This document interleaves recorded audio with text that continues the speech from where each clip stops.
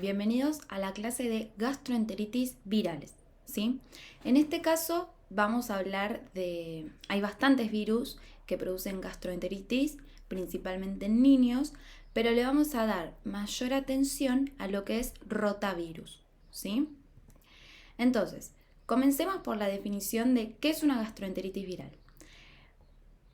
Una gastroenteritis es la inflamación de todo el intestino y el estómago, ¿sí? Generalmente se delimita lo que es estómago, intestino delgado, ¿bien?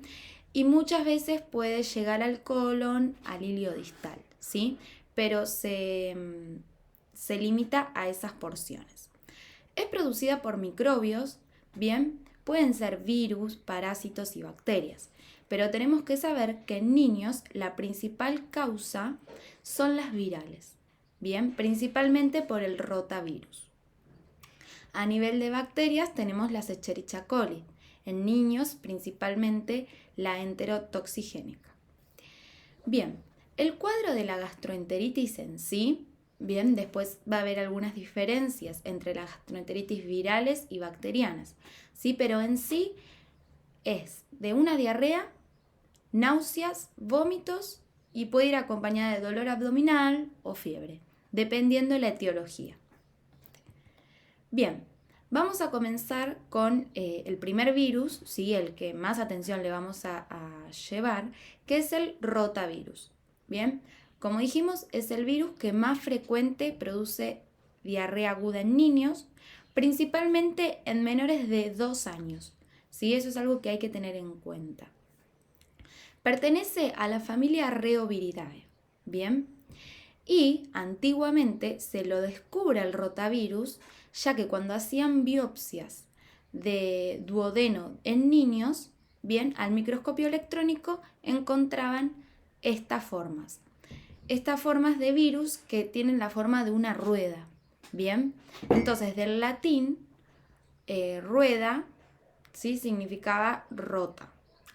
Entonces, bueno, por eso le dieron el nombre de rotavirus, ¿sí? El microscopio electrónico tiene forma de doble rueda, ¿bien? Y es un virus desnudo que no tiene envoltura, ¿bien? Recuerden que todos los virus que tienen envoltura generalmente no pueden pasar lo que es el estómago, ¿bien? Se desnaturalizan. Entonces este es un virus con el claro ejemplo de que es un virus desnudo, bien, entonces puede infectar lo que es todo el aparato digestivo. Y bueno, es de ARN doble cadena.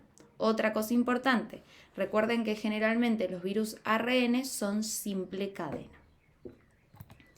Bien, acá tenemos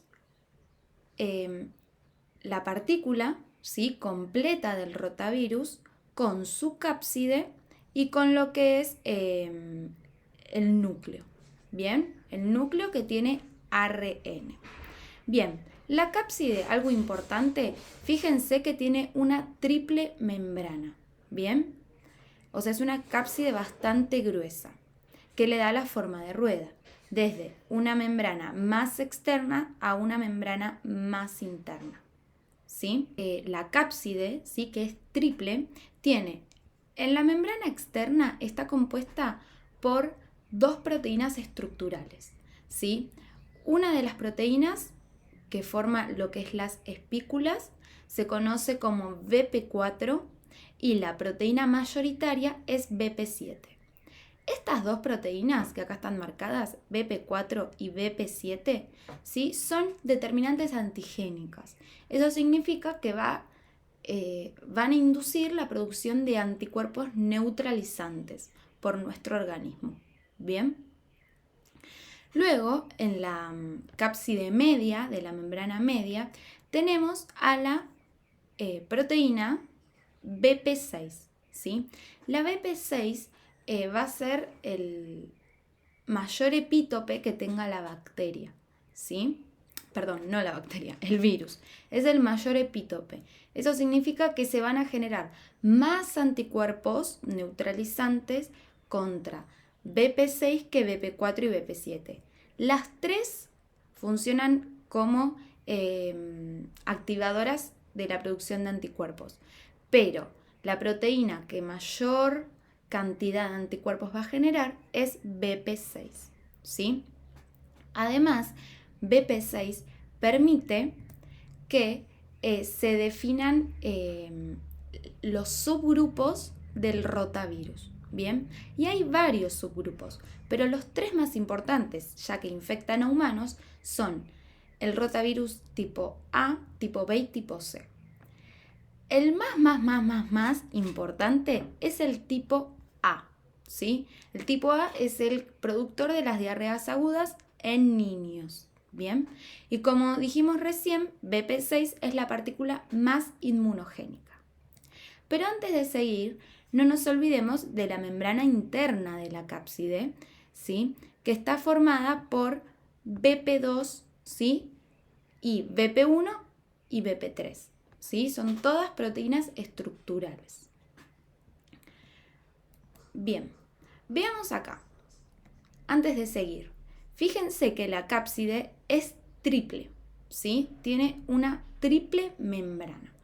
A esta conformación de la partícula completa se la conoce como la conformación triple, o sea, TLP, ¿sí? Esas son las siglas.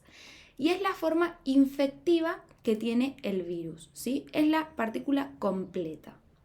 Pero existen otras formas que no son partículas completas y que cumplen distintas funciones. Bien, por ejemplo, como cuando el virus tiene doble membrana, lo que le falta es la membrana externa, ¿sí? Compuesta por la proteína BP7 y BP4, y esta forma del virus no puede infectar, pero sí permite que el virus se replique y se transcriba. Bien, acá tenemos la molécula sin las espículas y todo BP7, ¿sí? Todas las proteínas de BP7. Y la forma más simple que tiene el virus, que es la que tiene simple membrana, ¿sí? La que tiene solo una membrana en la cápside y que esta no va a poder replicar ni va a ser una forma infectiva, ¿sí?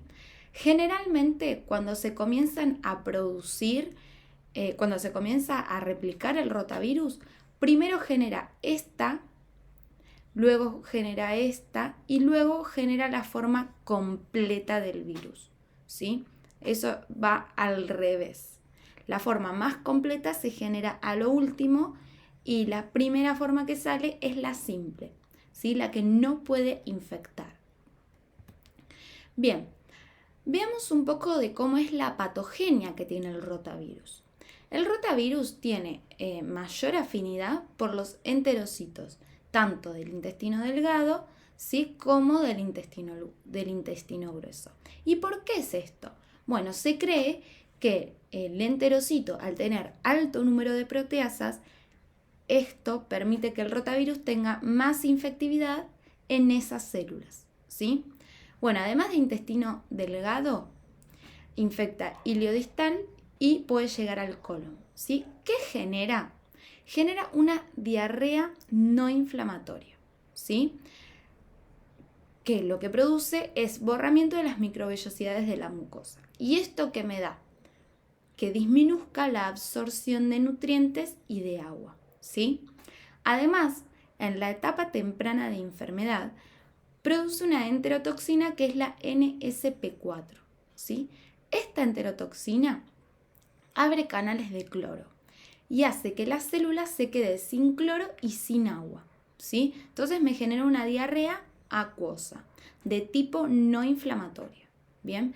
Bueno, también se cree que la acción de esta enterotoxina se da más en jóvenes. En adultos sería asintomático la infección por rotavirus, ¿bien? A nivel epidemiológico, sabemos, ya dijimos, es la causa más frecuente de gastroenteritis aguda en niños, ¿sí? Y principalmente de 6 a 24 meses. Bien, y esto es porque a partir de los 2 años ya las causas suelen ser más bacterianas. Bien, otra cosa importante es que el mayor índice de infección por rotavirus se da en otoño y en invierno, ¿sí? Ya que en verano las infecciones son más bacterianas y esto tiene que ver con la contaminación de alimentos por falta de frío, ¿sí? O por alimentos que están en mal estado. Entonces, generalmente suele ser más bacteriana. En invierno va acompañada por el rotavirus, ¿sí? Bueno, la transmisión es lo mismo que siempre, por agua y alimentos contaminados, el contacto directo con heces, ¿sí? A partir de objetos contaminados, y también en una menor incidencia, la transmisión es por aerosoles respiratorios, o sea, una transmisión respiratoria, ¿sí? Esta la tenemos que tener en cuenta. Bien, a nivel clínico, sí, ya dijimos casi todo, pero vamos a hablar un poco más de lo que es la clínica viral, ¿sí? Y esto es algo que cuando yo cursé pediatría nos remarcaron más. Se suele sospechar de una diarrea tipo viral cuando el comienzo es brusco con vómitos y fiebre, ¿sí? La fiebre suele ser leve y no suele durar mucho tiempo, pero bueno, es una característica. Bueno, son deposiciones líquidas abundantes, es una diarrea acuosa, ¿sí? Que si no se controla la diarrea acuosa, si no se lo sobrehidrata o rehidrata al paciente, se puede deshidratar, ¿sí? Además de que los vómitos y la fiebre también ayudan en lo que es la deshidratación, ¿sí? Así que hay que tener ojo con eso. A nivel del diagnóstico, bueno, hay muchas formas de hacer diagnóstico, pero a nivel microbiológico, el diagnóstico etiológico se hace a partir de la muestra de heces, ¿bien? Y a partir de un ELISA directo busco antígenos específicos, ¿sí? Principalmente dijimos que el antígeno que más producía anticuerpos era la proteína BP6, ¿sí? Que estaba en la lámina media de la cápside. Bueno, entonces, a partir de ELISA directo voy a buscar estos antígenos, ¿sí? Después, este diagnóstico de ELISA se puede confirmar con electroforesis, ¿sí? Una vez que ya aislé el ARN genómico, ¿sí? El ARN viral. Bien, y para epidemiología se puede usar PCR, ¿sí? Buscando el ARN viral. Y el método más difundido es el serológico, ¿sí? A partir de ELISA directo, que acá sí busco anticuerpos BP4 y BP7, ¿sí? Fíjense la diferencia. En el ELISA directo busco BP6 y acá busco anticuerpos BP4 y BP7, ¿sí? Eso es importante. Por último, tenemos la vacunación, ¿sí? Que suele ser muy importante generalmente en virus y también en bacterias, conocer las vacunas de cada microbio, ¿sí? La vacuna, en este caso, es una vacuna oral monovalente a virus atenuado. Estas son las dos palabras que nos importan, ¿sí? En microbiología.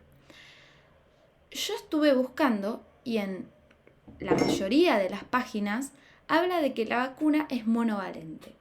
Pero tengan cuidado porque en la cátedra dicen que la vacuna, en los films de las diapositivas, dicen que la vacuna es polivalente, ¿sí? Así que yo no sé si hay un error ahí o bueno, ¿qué pasó? ¿Sí? Yo esto se los digo para que ustedes busquen más o vean.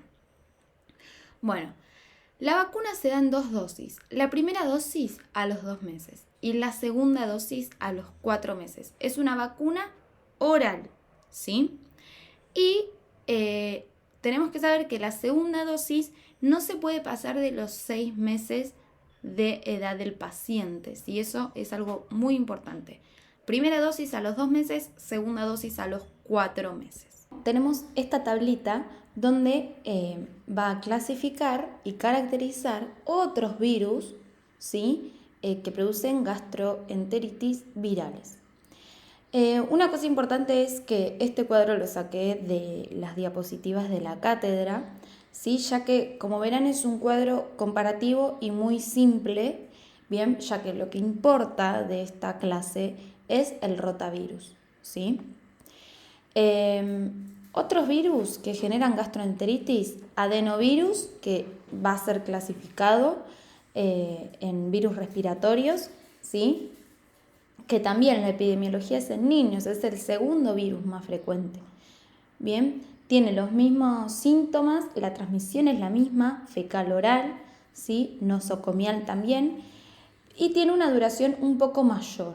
Bien, y después tenemos otros virus que no son para nada frecuentes, pero sí tienen que ver con otro grupo, ¿sí? De edades, como los norovirus y sapovirus, ¿sí? Que se dan en adultos y ancianos, y el astrovirus, que tiene la diferencia de que se da en inmunocomprometidos, ¿sí? Eso es algo que los diferencia de los otros, aunque en muy baja frecuencia, ¿sí? La diferencia tiene que ver con el síntoma de la diarrea no sanguinolenta, ¿sí? Que generalmente son la familia Calciviridae, la diarrea no sanguinolenta. Nada, la verdad que no es nada importante, ¿sí? Lo importante acá es rotavirus y de última saber qué virus genera gastroenteritis, pero no hay algo que haya que detallar.